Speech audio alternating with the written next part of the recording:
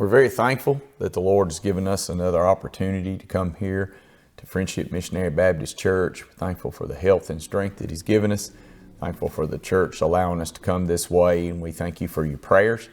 And I want to thank the Lord for saving my soul, for something that I feel in the depths of my soul that I know is real, that it wasn't something that someone told me, but it was something that I felt and something that I know, and something that happened to me that I, at the end of my prayer, when I'd prayed through, that all that trouble and sorrow was gone, and the Lord gave me peace in my heart. I'm thankful that I'm safe in the hand of an almighty God. We're going to look today in the book of 2 Samuel for a reading lesson. It's a familiar lesson, but we do need the Lord's help as we try to bring a thought before you, and we pray that it will be pleasing to the Lord and helpful to those that may listen.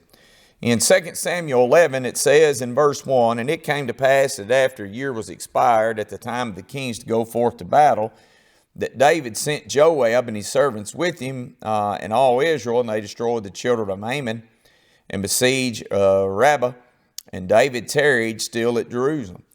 And it came to pass in an eventide that David arose from his bed and walked upon the roof of the king's house, and from the roof he saw a woman washing herself, and the woman was very beautiful to look upon. And David sent into and inquired after the woman, and one said, Is not this Bathsheba, the daughter of Elam, the wife of Uriah the Hittite? And David sent messengers and took her, and she came unto him, and he lay with her, and she was purified from her uncleanness, and she returned to her house. And the woman conceived and sent and told David, and said, I am with child. And David sent to Joab, saying, Send Uriah the Hittite. And Joab sent Uriah to David.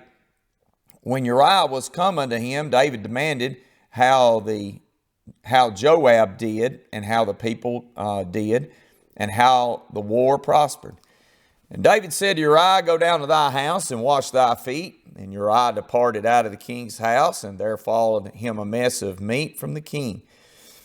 And Uriah slept at the door of the king's house with all the servants of his lord, and went not down to his house. And when they had told David, saying, Uriah went not down to his house, David said unto Uriah, Camest thou not from thy journey? Why then didst thou not go down to thine house? And Uriah said unto David, The ark and Israel and Judah abide in tents, and my lord Joab, and the servants of my lord are encamped in the open fields. Shall I then go down to my house, and eat and drink, and lie with my wife? As thou livest, and as thy soul liveth, I will not do this thing. And David said to Uriah, Tarry here today also, and tomorrow I will let thee depart. So Uriah abode in Jerusalem that day and the morrow. And when David had called him, he did eat and drink before him, and he made him drunk, even at evening, and he went out to lie on his bed with his servants of his Lord, but went not down to his house. And it came to pass in the morning that David wrote a letter to Joab, and sent it by the hand of Uriah. And he wrote the letter, saying, Set ye Uriah in the forefront of the hottest battle, and retire from him, that he may be smitten and die. And it came to pass that when Joab observed the city, and that he assigned Uriah unto a place where he knew that valiant men were. And the men of the city went out and fought with Joab, and there fell some of the people, the servants of David, and Uriah the Hittite died also. Now, with my mistakes in reading, that's the first 17 verses of Scripture here of 2 Samuel 11 for a reading lesson. And there's several thoughts to be gained from this lesson. One that I have probably read here in recording. I know I've tried to preach from before. But we look here and find that at the time of this war, that it was a time where the kings would go forth to battle with them. So that was the nature of things, that the king would go out and he would be in the battle with his soldiers, with his captains, with the men of his people. But David tarried here at Jerusalem. I don't know exactly what happened to David that got him in that condition, because this is not the same David that we read about as he was coming up, as he was a young man. The young man David, I find in the scriptures that when Goliath went out to challenge all of Israel, and he was a champion of the Philistines, and they were all afraid, and they were having a battle between Israel and the Philistines, that when his father asked him to go and to carry some supplies there to him, that he ran and he shouted for the battle, that he wanted to be in the battle, that he wasn't satisfied waiting. He was the youngest of his brothers, I believe, and he had been a keeper of the sheep, but he wanted to be in the battle when he was younger. He wanted to be in that fight, so to speak. He wanted to be in the middle of it, not for his sake, but because of his love for Israel, and that Israel was servants to God. And he ran to the army. He wasn't one that, in his younger days, David wasn't, that had to be dragged or had to be drafted or had to be hunted down, had to be convinced. We have a lot of people in this country that are very defiant of the call, that they want to run. And many people say how ashamed they are even of our country today. Well, I can assure you that David here, he had a desire to serve Israel. He had a love for Israel, and we ought to have a love for not only our country, not only where we live, we ought to have a love for the Lord's church and for the love for the Lord today. And we find that as they went, and here he was running to them, and they began to rehearse to him and tell him what was going on, that how this big giant, this man of war, had come and defied the gods of the armies of Israel, that someone would come and fight him, and whoever would win, that one would serve the other, and people trembled at this. And we find in verse 29 of 1 Samuel 17, and said, David said, what have I now done? Is there not a cause? He said, is there not a cause to fight for here? Is there not a reason to go? Is there not something bigger than us that we should be fighting for, should be defending, should be willing to go and to fight at any time, no matter the obstacle, no matter how big it might seem, that there was not a job too small or one too big, a battle too raging, that David said, is there not a cause? Is there not a reason? Do we not have that desire in our heart to someone go and to fight this man? And he went for him. He said, I'll go. And he didn't have to go with the warriors' armor, if I can get it out, warriors' armor and swords and all that. He went with what he knew. He went with the name of the Lord, with 5 smooth stones there and a sling. That's what he went with. And he went with that in his hand, and he went and he smote that giant, slung that stone, and we believe, I believe, and I'd say most believe, can't say all believe, that the Lord directed that stone into the center of that man's head and brought him down to the ground, because David knew the battle was not his, it was the Lord's. And David approached his work for the Lord and the battles for Israel in such a manner, and continued to work and labor and slay the Philistines in the name of an almighty God. So what happened to this man? What happened to this man who later became king, who sat on the throne of God, that had been set there over all of God's people, been raised up this, taken from the sheepcote all the way to there? It sounds to me like that David got comfortable with where he was. It sounds to me like that David got to a point and says, I've done all I'm required to do. Now it's time for me to sit back and take ease and be served and let everybody else fight the battle. That's what I get from this, because that young man, that younger David would have said, let's go. Let's go. Let's get out of here. I'll lead the charge.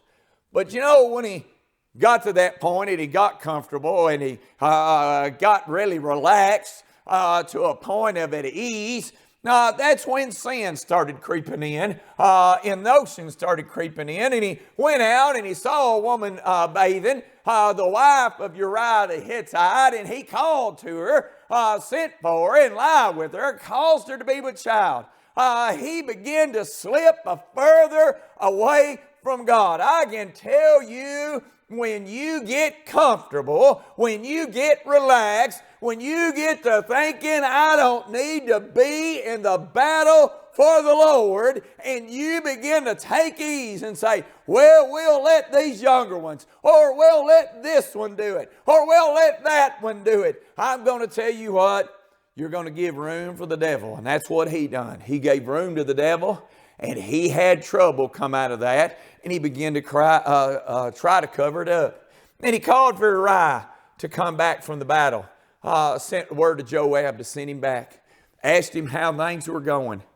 And then he told him, he said, why don't you go home and why don't you be with your wife? I mean, that's what he intended. Go on down to thy house, because a man that had been away from his wife for many months, days, whatever it might be, would want to come back. The natural man would want to go back and be with his wife, and what he desired is that he'd go home and lay with his wife, and then it would look like it was Uriah's child and not his. That's what his goal was. That's what his thought process was. But what he didn't count on is Uriah had the same feeling towards Israel, towards the Lord, as David did when he was a younger man. David became selfish in his actions. David became self-centered in his actions, wanting his way and wanting to please himself, and didn't worry about God, and that got him in trouble. Now, what he didn't count on is this man would have the same attitude that he had had as a younger man,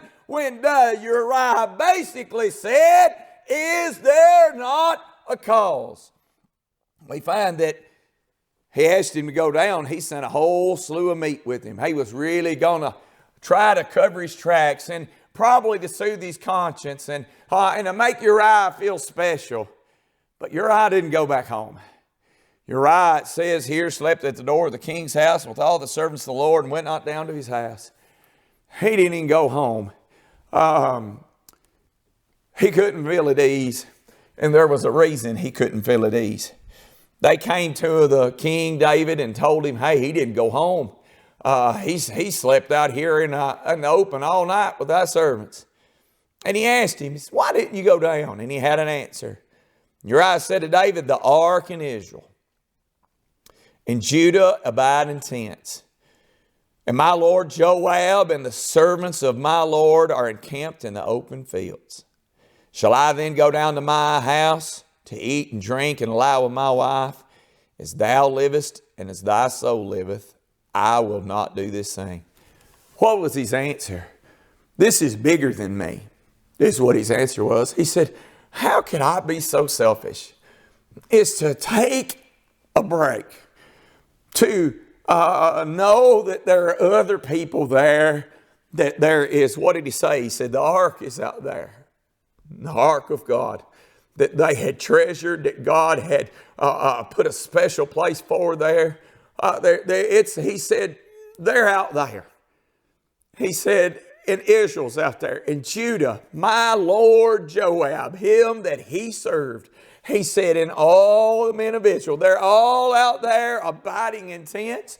Can I go home? Can I take a day off? Can I be at ease?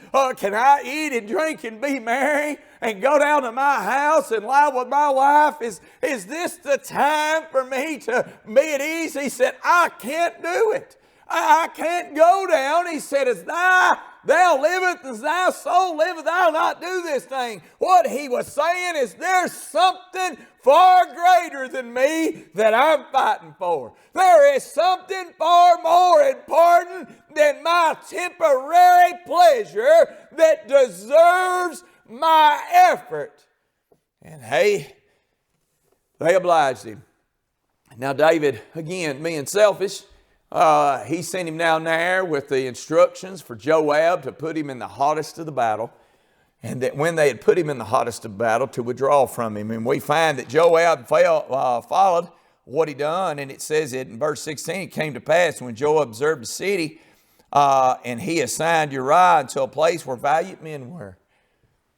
Assigned him to a place where there were valiant men, strong men, men of war, men skilled. And he knew that's where they were, and he put him there, and they pulled back from him. Not long ago, I tried preaching on Uriah just a little bit, and that's all I ever do is try. I don't believe Uriah run when the battle got hot.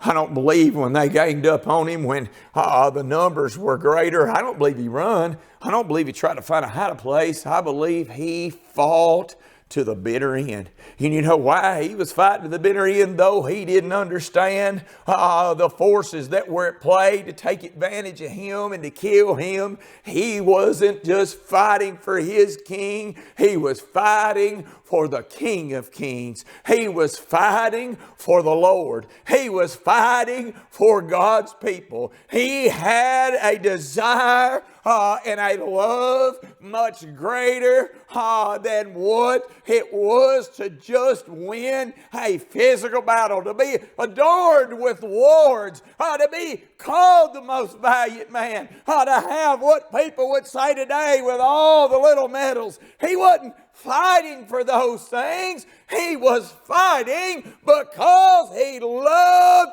Israel, because he loved his king, because he loved God. He had a desire for them. He was unselfish about how he served them, and he denied every desire within himself and the natural man to serve them.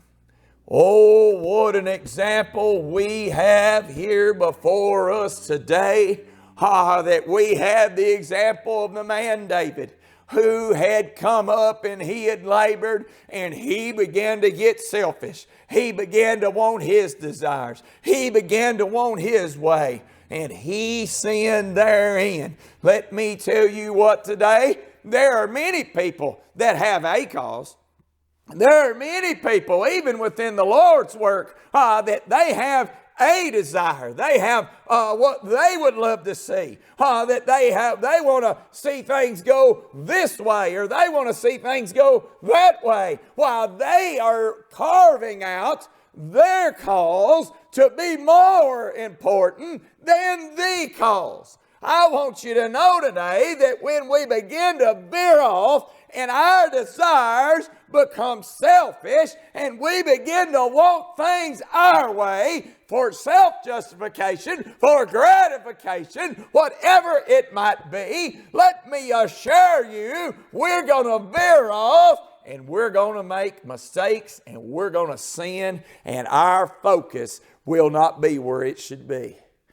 But oh, if we can just remember how we need to be.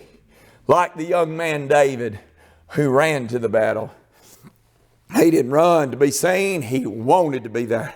You know, I'm afraid too much today that people go to church and they don't want to be there.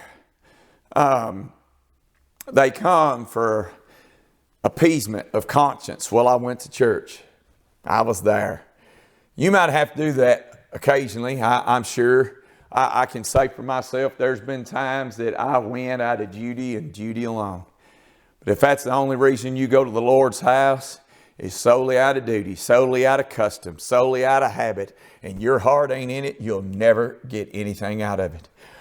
We become a people who have not the desire to be at the Lord's house. We go to the Lord's house waiting for it to be over. Waiting for it to be over. Waiting for it for the last amen prayer. Waiting for an opportunity for a handshake. At many churches, I can't speak for all, while they have a handshake, we do that here at Friendship. And a lot of the old-time Baptists do that. Not everyone does, but I'm sure, but we do. And what they take that as is an opportunity. I'll just go around and I'll go straight out the door like a turnstile. Or when it starts, they take that as their opportunity to leave. I'm going to tell you what, if you come to the Lord's house and you don't have a desire to be there, and you're looking for the first opportunity to leave, then that's a selfish desire. That's about you. That ain't about the cause. That ain't about the service. That ain't about the Lord. That ain't about the lost. I'm going to assure you that that's selfish desires.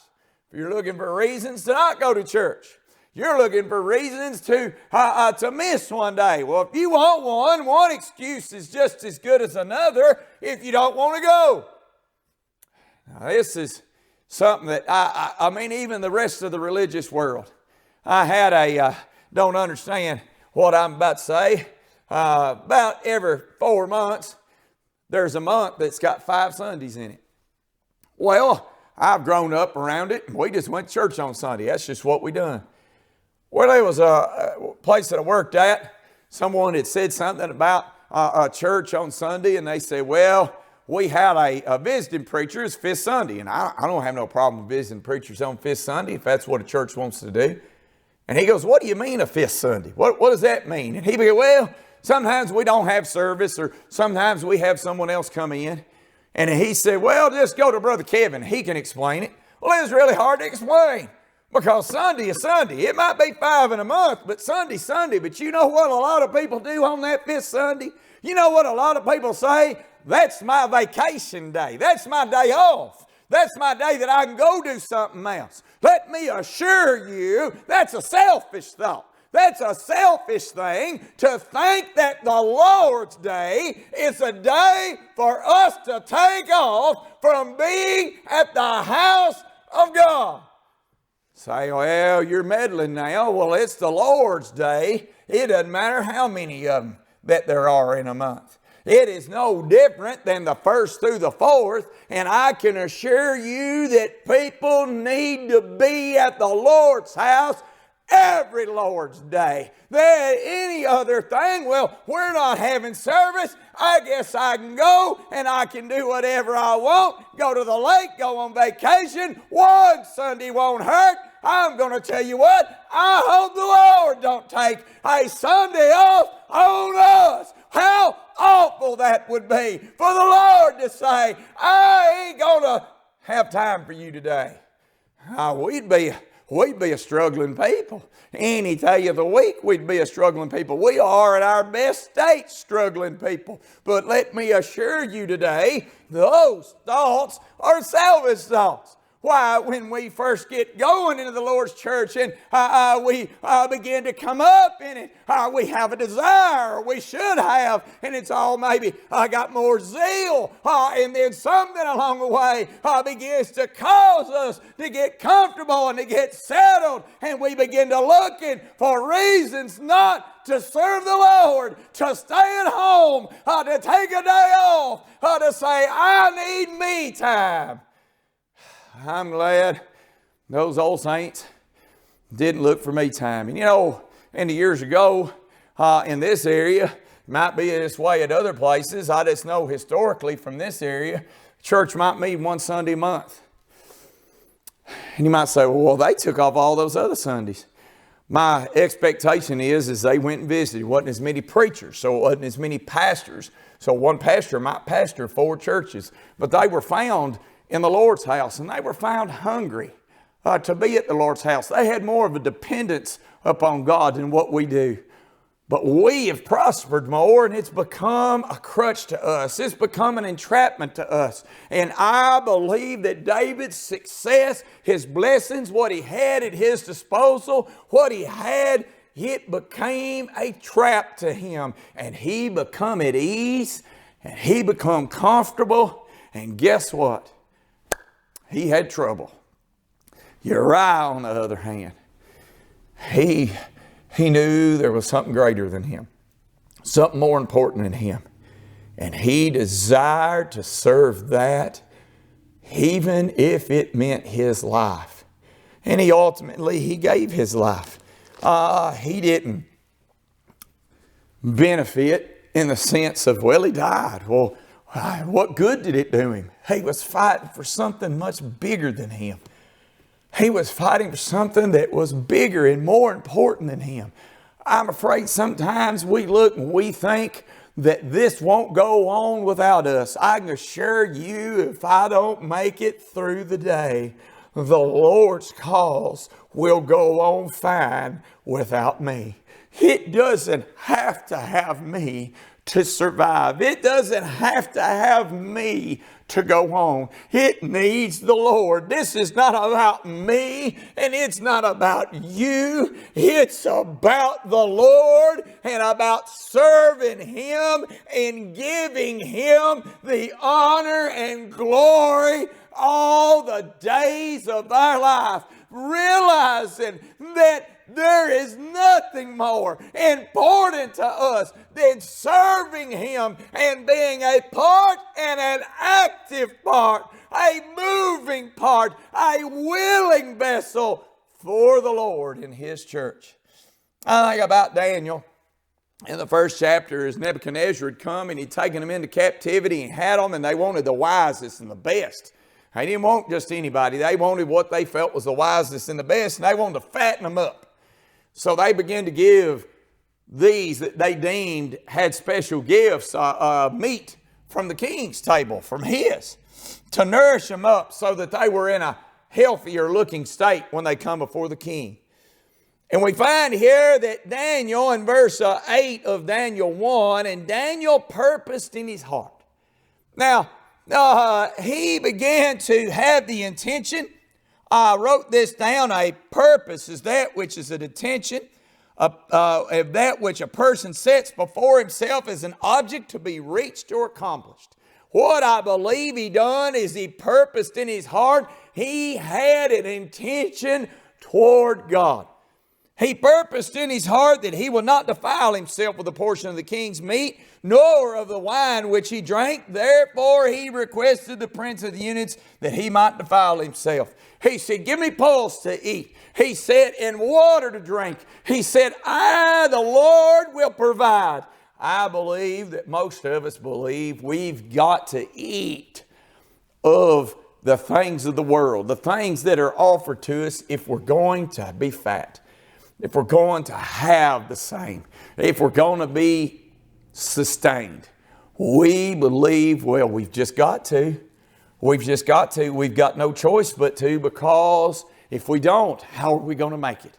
How are we going to make it if we don't work overtime on Sunday? How are we going to make it if we don't in this life? How are we going to keep our family happy if we don't give them to the things of the world? How are we going to make it if we don't do the things that the world offers us? We'll never fit in. We'll never be what they want us to be. We'll never survive in the world it is today. Preacher, it ain't the same as it was 50 years ago. You have to go along to get along. And that's what they wanted of David. And they gave to David and tried to warn him. He said, just give me some pulse to eat, some water to drink, and the Lord will take care of the rest of it.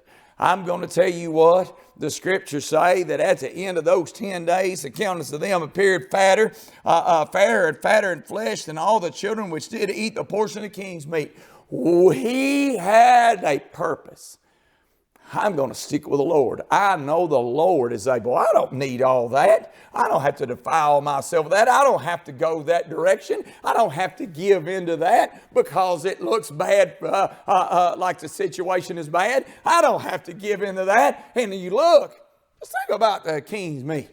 And all the meat that it was there on a platter for him to eat, cooked up and served, and anything else that they had, just plenty of it. Just eat it and you'll be fatter. It'd certainly be tempting. It would certainly be pleasing to the eye. It'd certainly look and make sense. That's what I should do.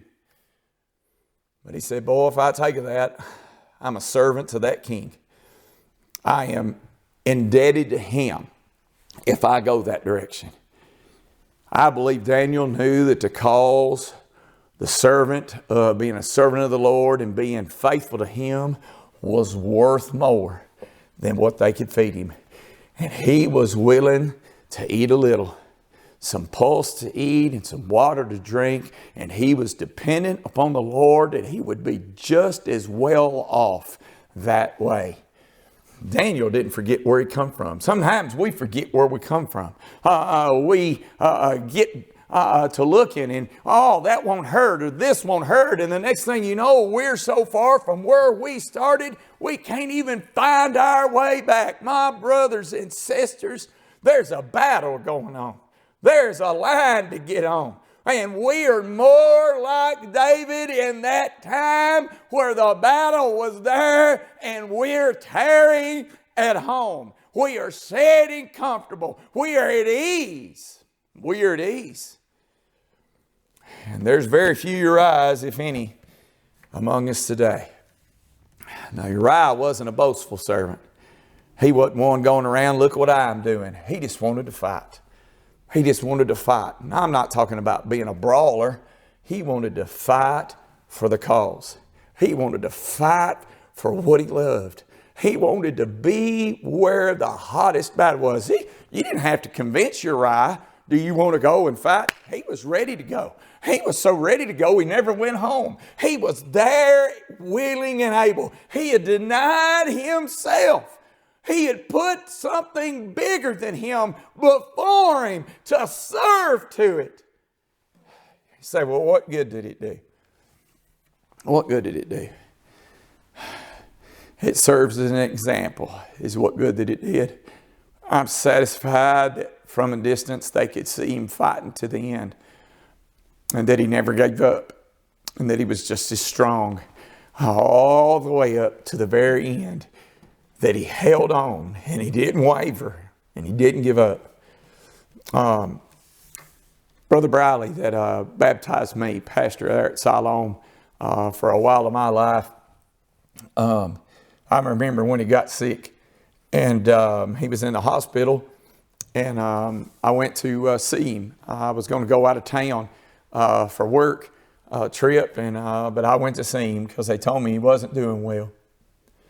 And I made sure I didn't even pretend. I went in there, and here I was, knowing I was fixing to get in the car and head out of town. I went in there in a suit and tie because I thought, I'm not going in for him without a suit and tie on. I can imagine he would have just looked over those glasses at me, looking at me like, boy, what are you doing? And I remember going in there that day. And then you just had to know him. His sons were in there, and Brother Floyd Ferguson was in there, and here I come in, youngest of them all. And you just have to know him, and I don't mean this in any way of no offense, it's just Brother Briley. They said, Brother Ferguson said, preacher, what do you think about this young preacher? And y'all just had to know him. He looked over his glasses at me. He looked me up and down. He said, he almost looks like a preacher. And you might think that that's mean, but it's not. I've not forgotten it, and I take it as a cherished memory. He was himself strong to the very end. He wasn't afraid to battle to the very end. And I don't believe he was battling me right there. It was toughening me up. Son, you got a ways to go, is what he was saying. You got a ways to go. And I did. I still do. I got a long ways to go. I'll never be men like him, and the ones that come before me, I'll never be as good as them. But my point is he was strong. I remember reaching in and shaking his hand. Now this man's sick, and he's dying. And I shake his hand, and there was strength in that hand. He had some words to say to me and about holding on. He was fighting to the very end. He wasn't in a pulpit, but he had the opportunity to say something, and he did. There was strength there. There was still honor there. He still loved the cause right there in that hospital bed. You know, I've not forgotten that day, that evening that I went by there. And I want you to know, they didn't forget what they saw of Uriah either. That inspired them. You say, well, it's not written. Common sense would tell you that it did, wouldn't it? When you see someone doing something valiant, somebody would fight and never give an inch for a cause bigger than themselves, to see that they love this more than their own life, would that not inspire you? Some would say it was foolish. Some would say that man's crazy. Some would say, I'll never do that. But there were always some, always have been, always will be, to say this is more important to me. Oh, how that we need to do that again. To not be selfish about our desires and our ways and what pleases us, but deny self, and love the cause more than our own selves. Love it even unto death. Just like the apostles, they didn't love their lives for themselves. They loved this cause, and they were willing to fight for it, and they were willing to die for it. They were willing to give their life, every bit of it, for this way. And here we sit, ho-humming, singing, going through the motions, heart not in it. We ought to be ashamed. We've made it all about us, what we want to see. You know, we'll say things, I'd love to hear this, or I'd love to hear that. Oh, I would love to see us do that. What about what the Lord wants? What about His cause? What about His desire? What about getting the gospel out? What about the Spirit of God? What about working and laboring with sinners? What about witnessing for Him? What about moving for the Lord? What about that? Say, well, but if I don't do it in here, then maybe nobody will see it. Well, I'm going to tell you what, it's going to take some work outside those walls to see some benefit in it. Well, if we're just standing up so man can see us, then it's selfish. It's about us. I'm going to tell you what, it needs to be for the honor and glory of God. This is my message. This has been a mess, I'm sure. But I'm going to tell you what, the time for selfishness is over. If we're going to be selfish, we will die selfish. Where time to eat the king's meat is over. The time to lay at home is over. The time to take it easy is over. The time to go see the world is over. Let me tell you, we're in a bad time. We're in a bad time. We need to be more worried. We want to take extra time. Let's take extra time for this right here. This is my effort. May God bless you, and thank you for listening.